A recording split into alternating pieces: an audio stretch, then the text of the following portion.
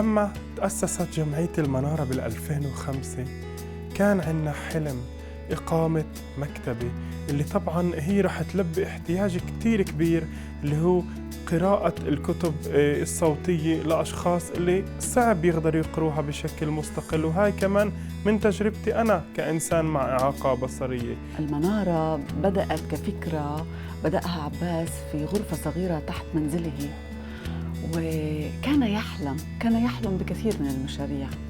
واحدة من المشاريع اللي كان يحلم فيها هي إقامة مكتبة، وكانت هذه يعني كانت كلمة على ورقة بالأسود على الأبيض، وما كناش عارفين وين بده يروح هذا المشروع وكيف بده يكبر. لما كنت صغير كنت كتير عندي شغف ورغبة إني هقرأ كتير كتب غير الكتب المدرسية، فكنت أستعين بإخوتي وأبوي، مش دايما كانوا هن متوفرين يقدروا يقروا لي. نورة بنت صغيرة تحب أكل البطيخ، في الصباح تأكل بطيخاً، عند الظهر تأكل بطيخاً، في المساء تأكل بطيخاً.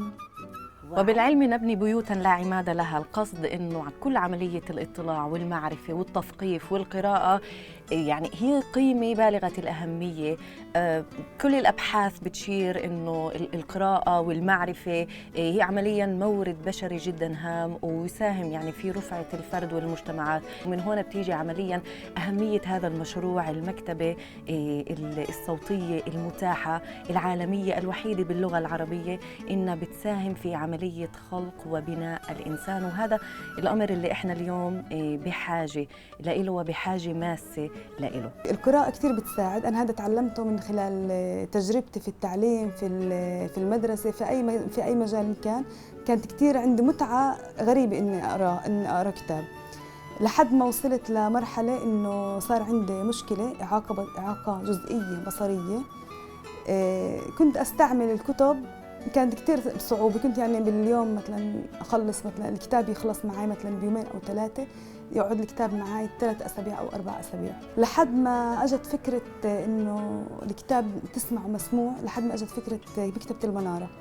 فتحت لي مجال كتير كبير إني أسمع الكتب اللي أنا معنية فيها. بدينا نطبع بالكتب والقصص على CDs، ومن ثم فكرنا إنه لازم نعمل إشي أكبر، تمت بناء موقع المنارة على شبكة الإنترنت اللي هو موقع arabcast.org، واللي طبعاً فيما بعد كانت الابليكيشن أو تطبيق مكتبة المنارة العالمية.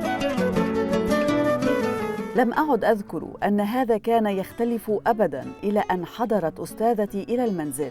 عندي برنامج حواري في راديو المنارة وأحاور أشخاص، وكانت واحدة من النداءات التي سمعتها ضمن إحدى اللقاءات من شخص مع إعاقة، أول شيء شكر جزيل ودافئ ونداء بأن تتواصل هذه القراءات. أنا بآمن إنه كل إنسان فينا عملياً ما أجا لهذا الوجود أو لهاي الدنيا أو لهذا العالم من عبث، إنه كل واحد فينا له دور ومسؤولية ورسالة في هاي الحياة.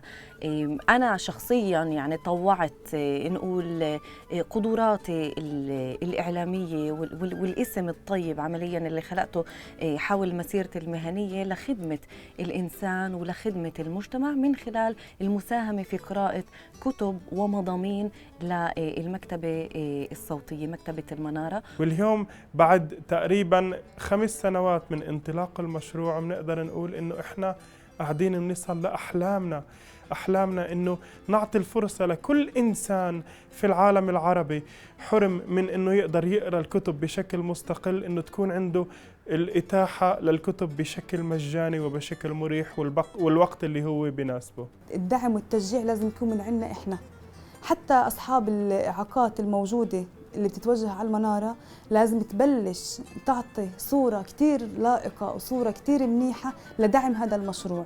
يعني أنا بدي أستغل هذا المنبر وأطلب من كل شخص ومن كل إنسان إنه يساهم في إثراء مكتبة المنارة الصوتية، لأنه عملياً هذه المكتبة هي صيرورة ولبنة هامة في رفعة مجتمعنا العربي. خلينا معا نتكاثف وناخذ هذا الدور، خلينا معا ناخذ مسؤولية على حالنا ونساهم ونعطي من خبرتنا ومن معرفتنا ومن صوتنا لنوصل هذا الصوت لكل إنسان. اليوم بعد تحقيق أول خطوة من الحلم في كتير شعور بالاكتفاء والمسؤولية، إنه إحنا لازم نكبر أكتر ونكبر. يعني اليوم عنا 600 كتاب، إحنا بدنا نوصله ل1000 و2000 و3 و10، وإن شاء الله نقدر نقول إنه مكتبة المنارة العالمية هي المكتبة العربية الوحيدة والأولى في العالم العربي اللي بتخدم أكثر من 300 مليون إنسان في العالم العربي.